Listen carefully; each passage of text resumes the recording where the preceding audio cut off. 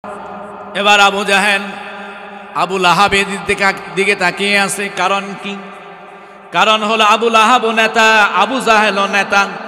আবু লাহাবের ভাতিজা হলো মুহাম্মাদুর রাসূলুল্লাহ সাল্লাল্লাহু আলাইহি ওয়াসাল্লাম। চাচার সামনে ভাতিজার গায়ে হাত দিলে বিপদ আছে না নাই? আপনি দেখবেন জমিনের মধ্যে নিজের ভাতিজাদেরকে চাচারা কি পরিমাণ আদর করে, আছে না নাই? ভাতিজার জন্য জিন্দিগিটা বরবাদ করে দেয়, ভাতিজাকে কলিজার চাইতে মহব্বত করে খাওয়ায়া দেয়, গোসল করায়া দেয়, ঘুরতে নিয়ে যায়, এমন চাচা জমিনে আছে না নাই? এবার আবু লাহাব বিষয়টা বুঝতে পেরেছেন। আবু লাহাব চিন্তা করলেন, আমি যদি আগে প্রতিবাদ না করি তাহলে মক্কার জমিনের কারো বাবার সাধ্য নাই নবীর গায়ে হাত দেয়। জোরে বলে নাউজুবিল্লাহ। আবু লাহাব জমিন থেকে উঠে দাঁড়ালেন। তাফসির খুলে দেখেন, তাফসির ইবনে কাসিরের মধ্যে আসছে, জমিন থেকে উঠে দাঁড়ালেন। সেই সময় জমিনটা ছিল বালুময়, কঙ্করময়। মুফাসসিরে কেরাম বলেন, তিনি যেভাবেই উঠেছেন সেভাবেই বলা হলো। তার জামাটা ঝাড়লেন, জামার মধ্যে ময়লা ছিল, বালু ছিল, কঙ্কর ছিল। ঝেড়ে দাঁড়িয়ে নিচ থেকে একটি পাথর হাতে নিলেন, হৃদয়টাকে নরম করেন, আল্লাহর নবীর ভালোবাসায় 2 ফোঁটা চোখের পানি ছেড়ে দেন। ও আমার বাবারা, এমন নবী, এই নবীকে আঘাত করার জন্য আবু লাহাব আপন চাচা, কলিজার টুকরা চাচা হইয়া আবু লাহাব জামিন থেকে একটি পাথর হাতে নিলেন। পাথর হাতে নিয়া আল্লাহর নবীকে বদদুয়া দিলেন, তাব্বাল্লাকা আলি হাযা জামাতানা। ইয়া মুহাম্মদ, তুমি কি এই কথার জন্যই আমাদেরকে তুমি একত্রিত করেছ?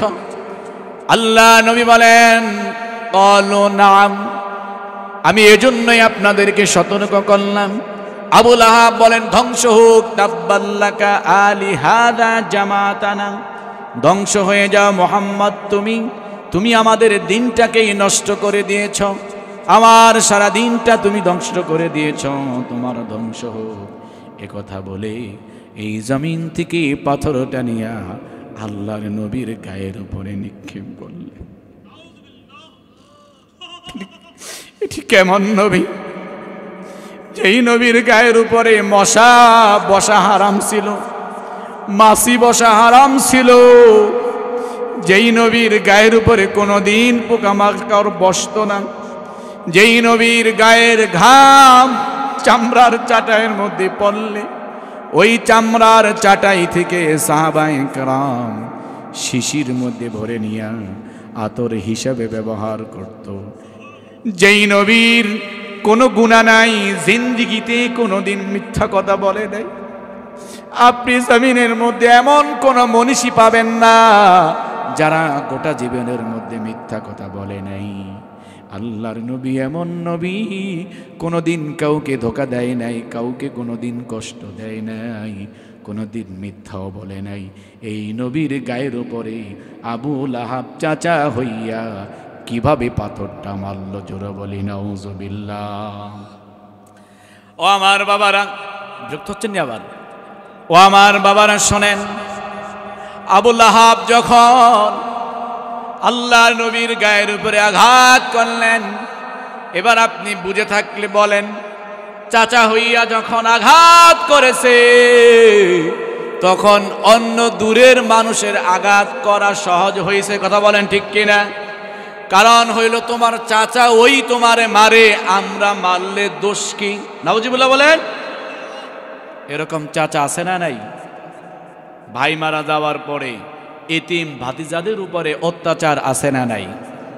তুমি বুঝে নাও, তুমি শুনে নাও, তোমার ভাই মারা যাওয়ার পরে তোমার এতিম ভাতিজার ভাতিজির উপরে যদি তুমি অত্যাচার করো, তাদের সম্পদ যদি তুমি অন্যায়ভাবে ভোগ করো, বাবা গো তুমি শুনে নাও, তোমার শরীরের মধ্যে বর্তমান জমানায় তোমার মধ্যেও আবু লাহাবের রক্ত আছে না নাই? সাবধান হয়ে যান। এই যুগের মধ্যে বিশেষ করে বাংলার জমিনের মধ্যে হয়তো এই অঞ্চলে নাই, আমাদের অঞ্চলে আছে, বিভিন্ন অঞ্চলে আছে। ভাই যদি আগে মারা যায়, তার সম্পদ অন্যায়ভাবে ভোগ করার নজির আছে না নাই? ভাতিজারা বলে চাচা ঘরটা তুলতে পারি না, জায়গাটা দেখায় দেন, ঘরটা তুলি। হয়তো বাবাই মারা যাওয়ার পরে গরিব হয়ে গিয়েছে, পয়সা ছিল না, আস্তে আস্তে বড় হয়েছে, টাকা কামাই করেছে, ঘর তোলার সময় হয়েছে। চাচাকে বলেছি, চাচা গো ঘরটা ভেঙে নষ্ট হয়ে গিয়েছে, জায়গা দেখায় দেন, ঘর তুলি। চাচাই কই তোমার জায়গা কোথায়? তোমার তো জায়গাই নাই, আছে না নাই?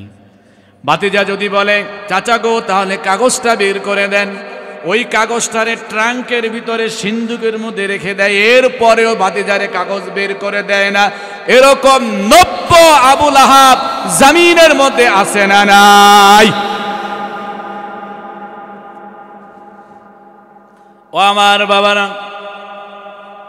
যারা এই যুগে এতিমদের সম্পদ অন্যায়ভাবে ভোগ করবে, আল্লাহ রাব্বুল আলামিন কোরআনুল কারীমের মধ্যে ঘোষণা করেন, তুমি যে এতিমের সম্পদ অন্যায়ভাবে ভোগ করো, আমি আল্লাহ তোমাকে কিন্তু এমনি এমনি ছেড়ে দিব না, আমি তোমাকে পাকড়াও করব। আল্লাহ রাব্বুল আলামিন বলেন, ইন্নাল্লাযীনা ইয়াকুলুনাল ইয়াতামা إن الذين يأكلون أموال اليتامى ظلما إنما يأكلون في بطونهم نارا وسيصلون سعيرا جربلي الله أكبر আল্লাহ তাআলা বলেন, বান্দারে তুই তো মনে করস এতিমের সম্পদ অন্যায়ভাবে খাইয়া একটা বিল্ডিং উড়াইছস, অথবা পুরা বাড়িটারে একাই দখল করছো, ভালো ভালো জায়গাগুলি তুমি দখল করেছ, অন্যায়ভাবে এতিমের সম্পদ গ্রহণ করে দখল করে তুমি মুরগির রোস খাও, গরুর গোস্ত খাও, বড় বড় মাছ কিনে চা খাও, তুমি তো দেখো এই খাবারগুলি খাও। আল্লাহ তাআলা সূরা নিসার মধ্যে বলেন, তুমি দেখো এগুলি খাও, আর আমি আল্লাহ দেখি তোর পেটের মধ্যে আগুন ঢুকাইতাছ। নাউজুবিল্লাহ বলেন। সাবধান হয়ে যান। আমি যেই মেসেজ দিলাম, এতিমের সম্পদ অন্যায়ভাবে ভোগ করা যাবে না, বলেছেন কে? জোরে বলেন। এইবার আল্লাহ নবীর উপরে যখন আবুল আহাব বদদোয়া দিলেন আল্লাহর নবীকে, আল্লাহ নবীকে বদদোয়া দেওয়ার পরে আল্লাহর নবীর মন খারাপ হয়ে গেল, আর আল্লাহর নবীর অনুসারী যারা ছিল, যারা সাহাবী ছিল, তাদেরও মন খারাপ, ঠিক কিনা বলেন? কারণ আমি যাকে নেতা মানি, আমার নেতার গায়ের উপরে যদি কেউ আঘাত করে, কেউ যদি তাকে বকা দেয়, আমি কর্মী হইয়া এটা সহ্য করি না। এরকম মানুষ আছে না নাই? জমিনের মধ্যে এমনও গেছে, নেতার বিরুদ্ধে কেউ যদি কিছু বলেছে, তাকে গাইবি মামলা দিয়া জেলখানায় দিছে, আছে না নাই? এই প্রমাণ বাংলার জমিনে আছে না নাই? নেতার বিরুদ্ধে অথবা পীরদার বিরুদ্ধে কেউ যদি কিছু বলেছে, তাকে বছরের পর বছর কারাগারে নিয়া আবার ফাঁসির কাষ্ঠীয় গলায় দড়ি ঝোলাইয়া দিছে, এমন নজির বাংলার জমিনে আছে না নাই? তুমি সাবধান হয়ে যাও। তুমি মনে করো না আল্লাহ তোমাকে এমনিই ছেড়ে দিবে, তোমাকেও আল্লাহ তাআলা ধরবে, তোমাকে এমনভাবে আল্লাহ তাআলা ধরবে, সেই দিন তোমার ছুটে যাওয়ার সুযোগ নেই। আল্লাহ রাব্বুল আলামিন বলেন, আল্লাহ রাব্বুল আলামিন বলেন, তোমাকে আমি ধরবো, এমনভাবে ধরবো, সেই দিন তোমার কোনো সাহায্যকারী থাকবে না। বলেছেন কে? আবুল আহাব যখন বদদোয়া দিছে, রাসূলের সাহাবীদের মন খারাপ। রাসূলের সাহাবীরাও চাইছিল যে আমরাও আবুল আহাবের বদদোয়া দেই। জমিনের মধ্যে বদদোয়া দেওয়ার এরকম একটা প্রচলন আছে না নাই? আছে না ভাই? এরকম একটা প্রচলন বিভিন্নভাবে, পুরুষরাও আরেকজনকে বদদোয়া দেয়, তবে বদদোয়াটা বেশি দেয় মহিলারা, ঠিক কিনা বলেন? সবচেয়ে বেশি দেয় মহিলারা। এবার আল্লাহর নবীকে যখন বদদোয়া দিলেন, সাহাবায়ে কেরাম সবাই চিন্তা করলেন আমরাও আবুল আহাবকে বদদোয়া দেই। আবুল আহাব ছিল এমন একজন বেদ্যপ, এমন একজন বেঈমান। আপনি দেখবেন গ্রামের মধ্যে কিছু যুবক আছে বিড়ি খায়, আবার কিছু যুবক আছে গাঁজা খায়, বাবা খায়, আছে না নাই? কিছু যুবক আছে বাবা খায়, গাঁজা খায়, সিগারেট খায়। আবার কিছু যুবক আছে দেখবেন আপনার সামনেই বিড়ি ধরায় দেয়। আবার কিছু যুবক আছে বিড়ি খায়, গাঁজা খায়, ঠিক আছে, কিন্তু আপনার সামনে বিড়ি ধরায় না। এমন ভদ্র যুবক আছে না নাই? সেই সময়ে, তৎকালীন সময়ে সকল কাফেররা ছিল। সব কাফেরদের মধ্যে আবু লাহাব ছিল একটা অভদ্র, অভদ্র ছিল। অভদ্রতার কাজ ছিল আল্লাহর নবীর গায়ের উপর হাত দেওয়া। নাউজুবিল্লাহ জোরে বলেন। তবে আল্লাহর নবীকে যখন বদদুয়া দিলেন, আল্লাহ তাআলা পাঠাইলেন আল্লাহর রাসূলকে, নবী আপনি আপনার পরিবারের লোকজনদেরকে, কাছের লোকদেরকে দাওয়াত দেন। আচ্ছা, আল্লাহ তার নবীর মাঠে নামায়া দিয়া আল্লাহ কি চোখ বুজে বসে রয়েছে? কথা বলে না, চোখ বুজে বসে রয়েছে? এটি তোমার আমার নেতার মতন না। রাতের আধারে ব্রিফিং করেছে, রাতের আধারে ফেসবুকে লাইভ করেছে, আগামীকালকে পল্টন ময়দানে নামতে হবে, রাজবাড়ী শহরের মধ্যে আন্দোলন করতে হবে। কর্মীরা নেমে মাইর খাইয়া, বাঁশের পিটান খাইয়া, পুলিশের ডান্ডার বেরি পিটান খাইয়া, হাত পা ভেঙে হসপিটালে নেতায় ঘোষণা দিয়া এয়ার কন্ডিশনের মধ্যে শুয়ে রয়েছে। এমন নজির আছে না নাই? এমন আল্লাহ, যে আল্লাহ নবীকে মাঠে নামায়া দিয়া আল্লাহ তো আর হাত গুটায় বৈশা নাই। কথা বলেন ঠিক কিনা? আল্লাহ তাআলা সেই দিন সাহাবাদের মনটা বুঝতে পেরেছেন, সেটাকে প্রাধান্য দিয়েছেন।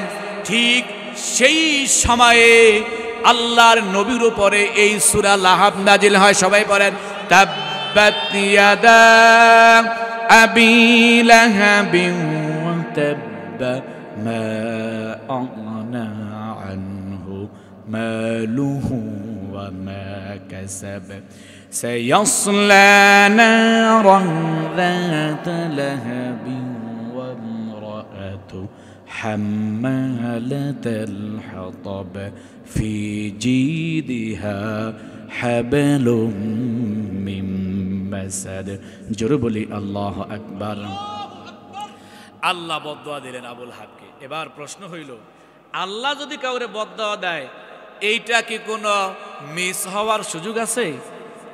নেতায় যদি ঘোষণা দেয়, তোর খবর আছে? সরকার যদি বিরোধী দলীয় লোকের ভয় দেখায়, ব্রিফিং করে, তোমার খবর আছে, পরের দিনই সে গুম, এরকম নজির আছে না নাই? আল্লাহ তাআলা বলেন তাব্বাত ইয়াদা আবি লাহাবিন ওয়া তাব্বা। আল্লাহ বলেন ধ্বংস হোক আবু লাহাব। সুবহানাল্লাহ বলেন। কার কথা? জোরে বলেন। আল্লাহ বলেন ধ্বংস হোক আবু লাহাব। ইয়াদা, শুধু তাই না, আবু লাহাব নয়, আবু লাহাবের হস্তদ্বয়, তার হাতও ধ্বংস হোক। এবার প্রশ্ন করবেন, বাবা গো হুজুর, আবু লাহাবকে ধ্বংস করার কথা বলা হলো, তার হাতের কথা কেন আসলো? প্রশ্ন আছে কি না বলেন?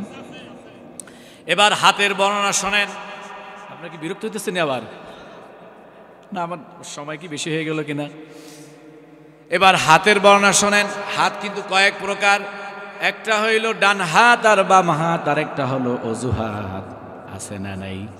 আর একটা হাত আছে বাবারা, এইটা হইল ক্ষমতার হাত, আছে না নাই?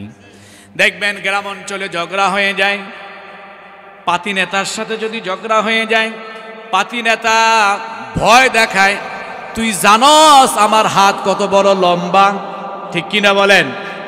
এই লম্বার দ্বারা তার হাত লম্বা এটা বোঝানো হয় নাই, তার একটা আলাদা একটা ক্ষমতা আছে, ঠিক কিনা বলেন?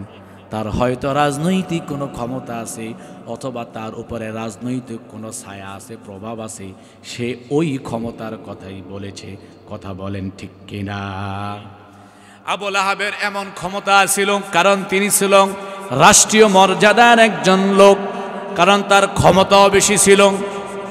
তার ক্ষমতা বেশি থাকার কারণে জমিনের মধ্যে যেমন মানুষ মানুষকে ভয় দেখায়, আমার সাথে সাবধানে কথা বলো, আমার হাত কিন্তু উপর পর্যন্ত আছে, এরকম কথা আছে না নাই? আমার হাত কিন্তু উপর পর্যন্ত আছে। আল্লাহ তাআলা বলেন আমি তার ক্ষমতার হাতটাকে বুঝালাম। আমি তার ক্ষমতার হাতটাকে বুঝালাম। আমি আবু লাহাবের ধ্বংস চাইলাম। আমি শুধু তাই নাই, ইয়াদা আবি লাহাবি ওয়া তাব, আবু লাহাব ধ্বংস হবে, তার হাতও অর্থাৎ তার ক্ষমতাও ধ্বংস হবে। এবং শুধু তাই নাই, আল্লাহ তাআলা বলেন ওয়া তাব্বা, তিনি বোঝালেন এবং সেই বদদোয়া কবুল হয়ে গিয়েছে। জোরে বলি সুবহানাল্লাহ। আল্লাহ তাআলা বলেন তাব্বাত ইয়াদা আবি লাহাবি ওয়া তাব্বা, প্রথম অংশে বদদোয়া দিলেন আল্লাহ নিজে, দ্বিতীয় অংশে বলেন ওয়া তাব্বা, কবুল হয়ে গেছে, আবু লাহাব ধ্বংস হয়ে গেছে। চিল্লায়া বলি সুবহানাল্লাহ। গত কয়েক মাস আগে চরমনাইয়ের পিসাবের গায়ের উপরে বরিশাল সিটি কর্পোরেশন নির্বাচনের সময় তার গায়ের উপরে আঘাত দিয়েছিল। আপনারা দৃশ্যটা দেখেছেন, কথা বলেন ঠিক কিনা?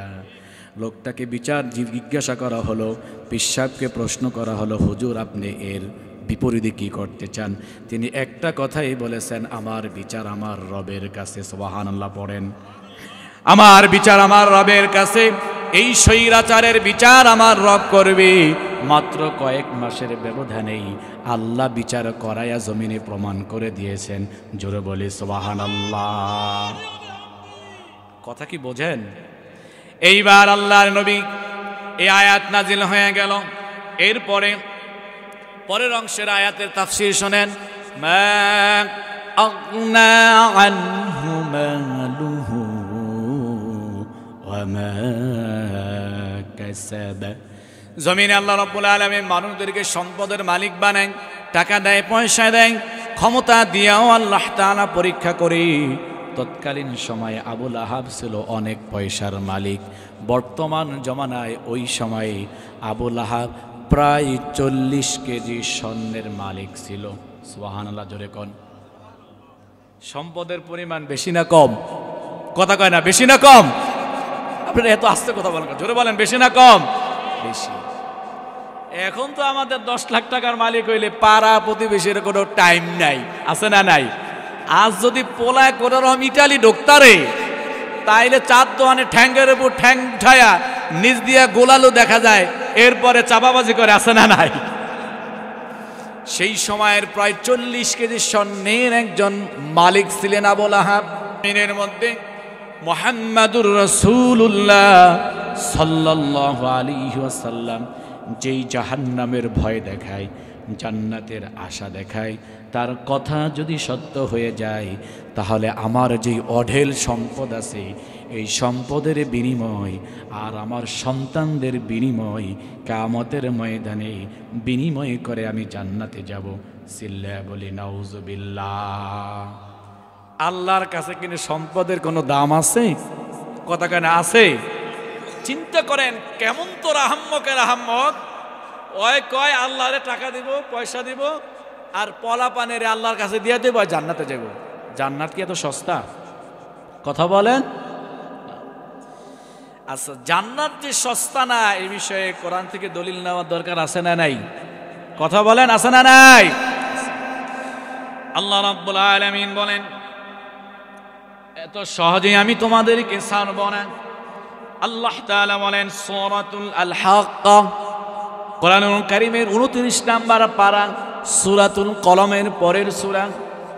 আল্লাহ রাব্বুল আলামিন বলেন, ওয়া আম্মা মান উতিয়া কিতাবাহু বিশিমালিহি ফায়াকুলু ইয়া লাইতানি লাম উতা কিতাবিয়া। জোরে বলি আল্লাহু আকবার। একটু জিকির করি, লা ইলাহা ইল্লাল্লাহ। জোরে লা ইলাহা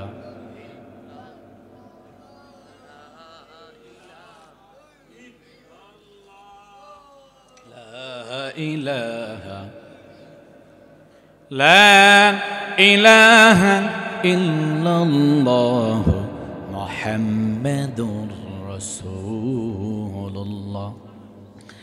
আল্লাহ তাআলা বলেন, আমি বান্দাদেরকে কিয়ামতের ময়দানে আমি তাদেরকে কাতারে কাতারে দাঁড় করাবো, তাদেরকে সারিবদ্ধভাবে দাঁড় করাইয়া আমি পাপিষ্ঠদেরকে এই আবু লাহাবের বংশধরদেরকে, আবু জাহালের বংশধরদেরকে, যারা আবু লাহাব, আবু জাহেল, উকবা, সাহেবার অনুসারী, আমি তাদেরকে সেই দিন দাঁড় করাবো। দাঁড় করাইয়া আমি তাদের বাম হাতে আমলনামা দিব। জোরে বলি নাউজুবিল্লাহ। ও আমার বাবারা, বাম হাতে আমলনামা দেওয়ার বিষয় কি বুঝলেন? আপনি আমার সূরাতুল আল হাক্কার তাফসীর শুনেন। আল্লাহ রাব্বুল আলামিন বলেন, জমিনে যেমন ডান হাত দিয়েও কাজ করা যায়, আবার বাম হাতেও কাজ করা যায়। কথা বলেন ঠিক কিনা? অনেক মানুষ আছে ডান হাতে কাজ করে না, বাম হাতেই তার শক্তি বেশি। আমরা তাকে গ্রাম্য ভাষায় কই বাউয়া। কথা বলেন ঠিক কিনা? আল্লাহ তাআলা বলেন, এই জমিনে একটা কোনো কিছু যদি তার সামনে দেওয়া হয়, তাহলে সেই ডান হাত দিয়েও সামনে নিতে পারে, আবার বাম হাত দিয়েও সামনে নিতে পারে। কথা বলেন ঠিক কিনা? আল্লাহ রাব্বুল আলামিন বলেন, কিয়ামতের ময়দানে আমি বান্দাদেরকে যখন বাম হাতে আমলনামা দিব, দিলটাকে নরম করেন, চোখের পানি ছাড়েন। আল্লাহ বলেন, বান্দারে, এই জমিনের মধ্যে তোমার হাত যেমন স্বাভাবিক, সামনেও নিতে পারো, পিছেও নিতে পারো। আমি আল্লাহ যদি তোরা বাম হাতে আমলনামা দেই, তো প্রথমেই তোর হাতটা আমি ভেঙে ফেলবো। কার কথা? জোরে বলেন। আল্লাহ বলেন, আমি তোর বাম পিছন দিয়া, পিঠ দিয়ে আমি তোর বাম হাতটাকে বের করে দিব। বের করে দিয়া পিছনে তোর আমলনামা তোর হাতে দিয়া দিব। জোরে বলি নাউজুবিল্লাহ। এবার চিন্তা করেন অবস্থাটা কেমন হবে। যারা এই ডান হাতে আমলনামা পাবে, পুরা হাসরের ময়দান খুশিতে ঘুরবে, আনন্দ করবে, উল্লাস করবে। আমাকে আল্লাহ তাআলা ডান হাতে আমলনামা দিয়েছে, সে বুঝতে পারবে আমি জান্নাতি। বাম হাতে আমলনামা পাওয়ার পরে লোকটা এবার কি বলে আপনি শোনেন, লোকটা আশ্চর্য হয়ে যাবে। সূরাতুল কাহাফ পারা নাম্বার 15, পৃষ্ঠা নাম্বার 18।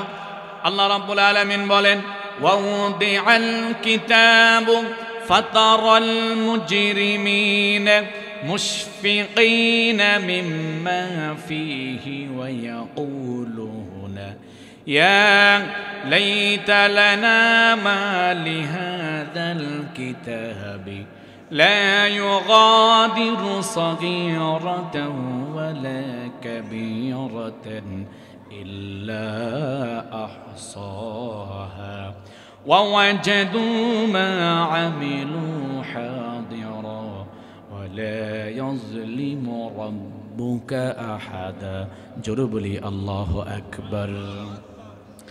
কিতাবটা হাতে পাওয়ার পরে লোকটা আশ্চর্য হয়ে যাবে আর কান্না শুরু করে দিবে। কিতাবটা পেয়ে তিনি আশ্চর্য হয়ে যাবে, আহারে এটি কেমন কিতাব, জীবনে যা করেছি সব কিছুই কিতাবের মধ্যে লেখা আছে।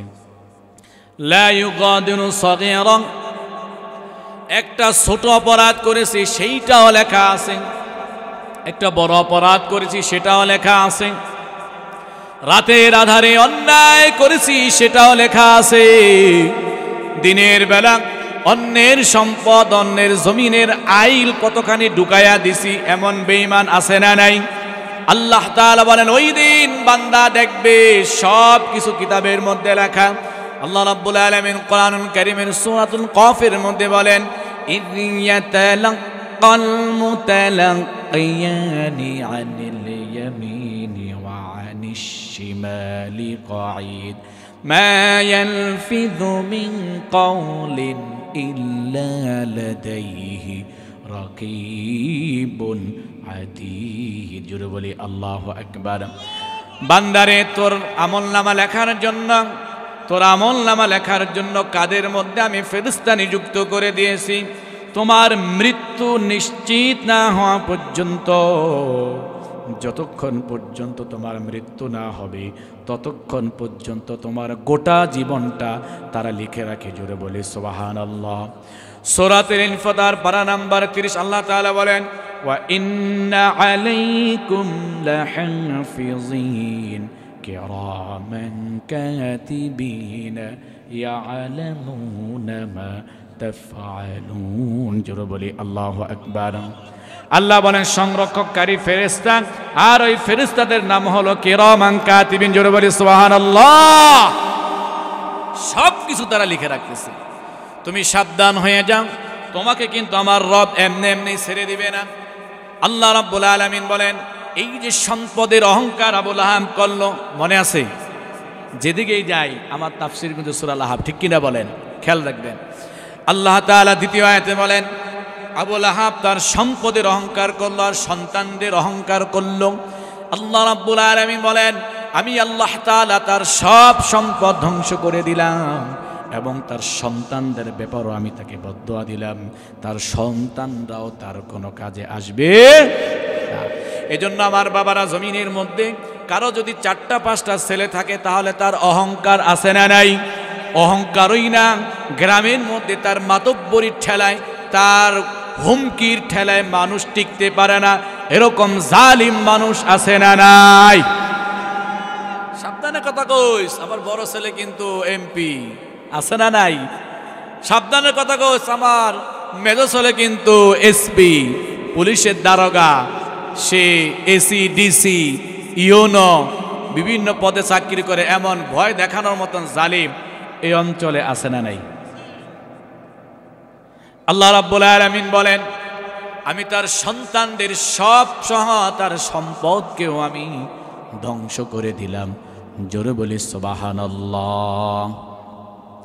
এবার আল্লাহ রাব্বুল আলামিন পরের আয়াতে বলেন, সায়াসলা নারান যাতা লাহাবিন ওয়া ইমরাআতু। জোরে বলি আল্লাহু আকবার। আপনারা কি বিরক্ত হচ্ছেন ভাই? আলোচনা কি বোঝা যাচ্ছে? আল্লাহ রাব্বুল আলামিন বলেন, সায়াসলা নারান যাতা, আবার আল্লাহ তাআলা ঘোষণাও দিয়ে দিলেন তিনি জাহান্নামে যাবেন। নারান যাতা লাহাবিন ওয়া ইমরাআতু, আবু লাহাব যে জাহান্নামে যাবে এই বিষয়ে ঘোষণা দিয়েছেন যিনি, তিনি কে? এটি জিকির করি, লা ইলাহা ইল্লাল্লাহ, লা ইলাহা, লা ইলাহা ইল্লাল্লাহ মুহাম্মাদুর রাসূলুল্লাহ। জোরে বলি সাল্লাল্লাহু আলাইহি ওয়াসাল্লাম। সময় প্রায় শেষের দিকে, 10 মিনিট আছে। এবার আল্লাহ রাব্বুল আলামিন পরায়াতে বলেন, সংক্ষেপে করলাম, হাম্মালাতাল হাতাব ফি জিদিহা হাবলুম মিন মাসাদ। জোরে বলি আল্লাহু আকবার। আল্লাহ তাআলা এই অংশ বলেন, ধ্বংস হোক আবু লাহাবের স্ত্রী। সুবহানাল্লাহ, জোরে বলেন। কি সবাই জোরে বলেন সুবহানাল্লাহ। এবার প্রশ্ন হলো, স্ত্রীকে কেন ধ্বংস হওয়ার কথা বললেন? জমিনের মধ্যে স্বামী যদি একটু পাওয়ারফুলি হয়, মেম্বার হয়, চেয়ারম্যান হয়, এমপি হয়, মন্ত্রী হয়ে যায়, এসপি হয়, ডিসি হয়, স্ত্রীর ভাব আছে না নাই? আর যদি গ্রামের কোনো পাতি নেতা হয়, সভাপতি হয়, সেক্রেটারি হয়ে যায়, তার গরমের ঠেলায় বাড়ির মহিলারা শান্তিতে থাকতে পারে না, এরকম মহিলা আছে না নাই? আবু লাহাবের স্ত্রী এর চাইতো জঘন্য ছিল, যার নাম ছিল উম্মে জামিল। মুফাসসিরে কেরাম বলেন তার 2টা বৈশিষ্ট্য ছিল। একটা হলো তিনি শুকনা কাঠ ক্রয় করতেন, জমাত করতেন। এর কারণ হলো আল্লাহ নবী সাল্লাল্লাহু আলাইহি ওয়াসাল্লাম যখন এই আয়াত যখন নাজিল হয়ে যায়, মুফাসসিরে কেরাম বলেন আবু লাহাবের স্ত্রীর আরেকটা কাজ ছিল, তিনি এক জায়গার কথা আরেক জায়গায় লাগাই দিত। অনেক সময় দেখবেন ঘরোয়াভাবে যখন কথা শুরু হয়, কয় তুই আমার ঘরে আগুন লাগাই দিছস, আসলে কিন্তু প্রকৃত যে আগুন সে আগুন লাগায় নাই, তার কথার দ্বারা এমন একটা কথা ঘরের মধ্যে লাগাই দিছে, অশান্তি শুরু হয়ে গেছে, যার জন্য বলা হয় তুই আমার ঘরে আগুন লাগাই দিছস। কথা বলেন ঠিক কিনা? এ আবু লাহাবের স্ত্রী সব সময় দেশের মধ্যে এক জায়গার কথা আরেক জায়গায় লাগাইতো, এটাকে উল্লেখ করা হয়েছে, অর্থাৎ আগুন লাগাই দিত, ঝগড়া লাগাই দিত, ফাসাদ লাগাই দিত। আর আবু জাহেল যত অন্যায় করত, আবু লাহাব যত অন্যায় করত, সমস্ত অন্যায়ের পক্ষে তিনি অ্যাডভাইস করতেন। নাউজুবিল্লাহ, জোরে বলেন। আল্লাহ তাআলা বলেন তার স্ত্রীও ধ্বংস হয়ে যাবে। যখন এই আয়াত নাজিল হয়ে গেল, এই আয়াত নাজিল হয়ে যাওয়ার পরে আবু লাহাবের স্ত্রীর মাথা গরম হয়ে গেছে। কারণ হলো এটি এমন এক কিতাব, যেই কিতাবের মধ্যে যা আল্লাহর নবীর উপরে যা নাজিল হয় সব সত্য হয়ে যায়। জোরে বলি সুবহানাল্লাহ। এই কিতাব যে সত্য, এটার প্রমাণ আছে না নাই? আমার সাথে বলেন, আলিফ লাম মিম যালিকাল কিতাবু লা রাইবা ফীহি হুদাল লিল মুত্তাকিন। জোরে বলি আল্লাহু আকবার। এই কিতাবে যা নাজিল হয় সব সত্য। আবু লাহাবের স্ত্রী চিন্তা করলেন, আহারে, কোরআন যেহেতু নাজিল হয়ে গেছে, তাফসীর শুনে বহুত আছে, ফোনের মাধ্যমে তাফসীর মাহফিল বন্ধ হয়ে করে দেওয়া হয়েছে, এমন বেঈমান মুশরিক বাংলার জমিনে ছিল কিনা বলেন? এইবার আবু লাহাবের স্ত্রী চিন্তা করলেন, যে আয়াত নাজিল হয়ে গেছে আমার ধ্বংস অনিবার্য। এই জন্য আবু লাহাবের স্ত্রী আল্লাহর নবীকে মেরে ফেলার জন্য, দুনিয়া থেকে বিদায় হয়ে যাওয়ার জন্য একটা পাথর হাতে নিলেন। নাউজুবিল্লাহ জোরে বলেন। পাথরের সাথে মিলছে। আবু লাহাব কিন্তু প্রথমে পাথর মারছিল, কথা বোঝেন নাই? আবু লাহাব মনে আছে, প্রথমে পাথর নিক্ষেপ করেছিল, স্ত্রীও পাথর নিয়েছে। নাউজুবিল্লাহ জোরে বলেন। তার মানে হলো স্বামীর প্রভাব স্ত্রীর উপরে আছে না নাই? তুমি কত বড় ডাকাত অথবা কত বড় নামাজি, কত বড় বুজুর্গ, পৃথিবীর কেউ না জানলেও জানে তোমার বউ। কথা বলেন ঠিক কিনা? গ্রামের মধ্যে তুমি তো পিশাব, তুমি তো বুজুর্গানে দিন, তোমার স্ত্রী জানে তুমি কত বড় বাটপার টাউট। কথা বলেন ঠিক কিনা? আল্লাহ তাআলা বলেন স্ত্রীর সাক্ষ্যটাই হলো বড় সাক্ষ্য। আল্লাহর নবী বলেন, স্ত্রী যদি সাক্ষী দেয় স্বামী মারা যাবার পরে, স্ত্রী যদি বলে আমার স্বামীটা ভালো ছিল, বুজুর্গ মানুষ ছিল, নামাজে ছিল, আমার উপরে ইহসান করেছে, ইনসাফ করেছে, আল্লাহর নবী বলে খোদার কসম ওই স্বামী জান্নাতি। সুবহানাল্লাহ বলেন। শুধু তাই নয়, আবার স্ত্রী মারা যাওয়ার পরে স্বামী যদি তার স্ত্রীর ব্যাপারে বলে আমার স্ত্রী ভালো ছিল, আমার স্ত্রী সাংসারিক ছিল, নামাজি ছিল, ভালো ছিল, আমার সেবা যত্ন করেছে, আল্লাহর নবী বলেন ওই স্ত্রীও জান্নাতি।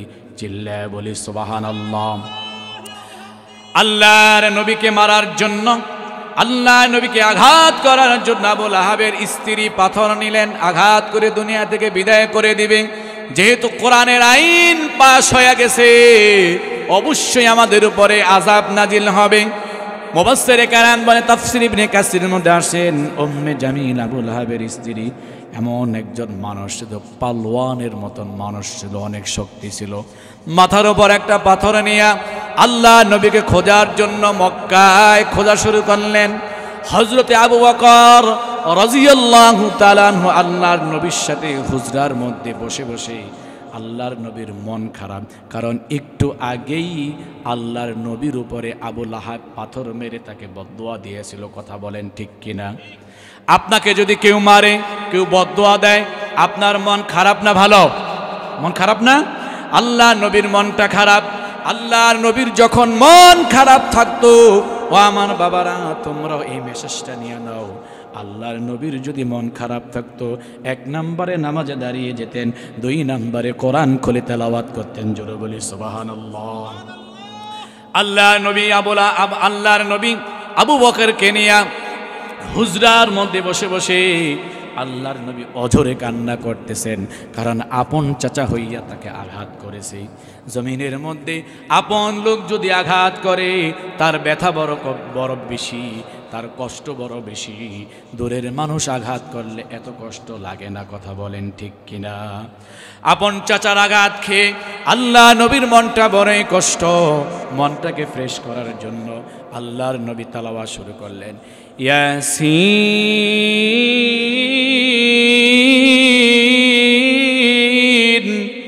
ওয়াল কুরআনিল হাকীম ইন্নাকা লামিনাল মুরসালিন। জোরে বলি আল্লাহু আকবার। আল্লাহর নবী আবু বকরকে কোরআন তেলাওয়াত করে শোনাচ্ছে। হঠাৎ করে উম্মে জামিল হুজরার দিকে আসতেছে। আবু বকর বলে, নবী গো, উম্মে জামিল তো আপনাকে মারার জন্য আসতেছে। আল্লাহর নবী কোনো কথা বলেন না, কোরআন তেলাওয়াত করতেছেন। আল্লাহ নবী বলেন, যদি কোনো ক্ষুধার্ত ব্যক্তি, ক্ষুধা লেগেছে, এই ক্ষুধার্ত ব্যক্তি যদি সূরা ইয়াসিন তেলাওয়াত করে, তার ক্ষুধা নিবারণ করায়া দিবেন যিনি, তিনি কে? আল্লাহ নবী বলেন, যদি কোনো পথ হারা ব্যক্তি, পথ হারিয়ে গিয়েছে, দিশা পেতে চায়, অথবা পেরেশানের মধ্যে আছে, অনেক টেনশনের মধ্যে আছে, টেনশন থেকে মুক্তি পাওয়ার যদি আশা করে, আল্লাহর নবী বলেন ওই ব্যক্তি যদি সূরা ইয়াসিন তেলাওয়াত করে, আল্লাহর নবী বলেন যিনি তাকে টেনশন থেকে অথবা পথ দেখাইয়া দিবেন যিনি, তিনি কে? আল্লাহর নবী বলেন, এজন্য তিনি কোরআন তেলাওয়াত শুরু করলেন। আবু লাহাবের স্ত্রী উম্মে জামিল ঘরের মধ্যে প্রবেশ করলেন। আবু বকর বলেন, নবী গো, উম্মে জামিল তো ঘরের মধ্যে প্রবেশ করছে, আপনাকে আঘাত করবে। আল্লাহর নবী কোনো কথা বলেন না। উম্মে জামিল ঘরের মধ্যে উকি দিলেন। উকি দিয়া আবু বকরকে বলেন, আবু বকর, তোমার বন্ধু মুহাম্মদ কই? সুবহানাল্লাহ, জোরে বলেন, আরো জোরে কোন সুবহানাল্লাহ। কথা বোঝেন নাই? দুইজনে বসে কোরআন তেলাওয়াত করতেছে।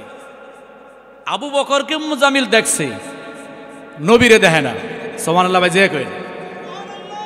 আল্লাহ তাআলা সূরাতুল বানী ইসরাঈলের মধ্যে পড়েন, কোরআনুল কারীমের 15 নম্বর পারা 5 নম্বর বিষয়, আল্লাহ রাব্বুল আলামিন বলেন, ওয়া ইযা ক্বারা'তাল কুরআনা জা'আলনা বাইনাকা ওয়া বাইনাল্লাযীনা লা ইউমিনুনা বিল আখিরাতি হিজাবাম মাসতুরা। জোরে বলি আল্লাহু আকবার।